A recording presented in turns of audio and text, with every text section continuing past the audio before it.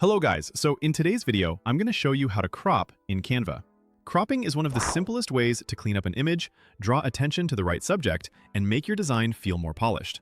Whether you're creating product images for your Shopify store, designing social media graphics, or even creating thumbnails, cropping allows you to highlight the most important part of your image and eliminate distractions. We'll keep this quick and clear so you can start using it right away. Begin by opening your project and locating the image you want to crop. Once you've found it on your canvas, double-click the image. That places you in cropping mode. You'll notice the image is now outlined with a frame and handles you can grab.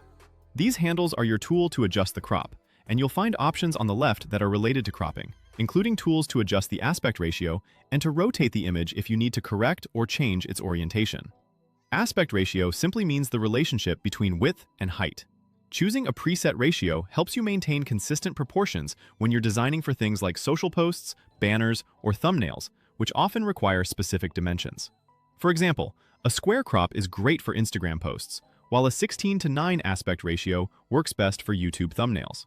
If you prefer a freeform crop, you can skip those presets and adjust it manually, which is useful when you need a more custom shape or size for a specific project. Rotation, on the other hand, is useful when your photo is slightly tilted or when a creative angle enhances the composition. This can be particularly useful for images that were taken at an angle or in a way that doesn't perfectly align with your design structure. To shape the crop, move your cursor to a corner of the image. You'll see a handle appear. Click and drag that corner inward or outward to include more or less of the image.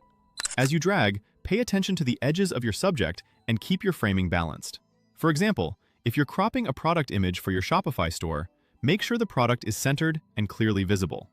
If you're using a locked aspect ratio, the shape will scale proportionally. This ensures the image doesn't become stretched or distorted. If it's freeform, you can also drag the side handles to fine-tune the width or height independently.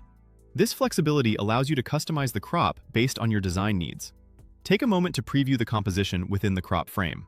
Center the most important part of the image and leave a bit of breathing room around it so the design doesn't feel cramped.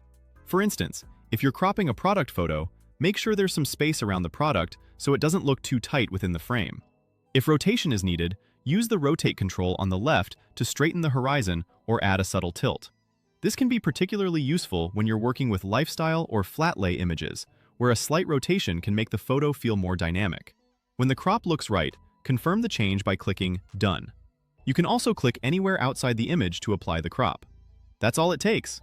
If you want to revise it later, just double-click the image again to re-enter cropping mode and adjust until you're satisfied. This is a great feature because it allows you to make quick edits and fine-tune your images until they're perfect.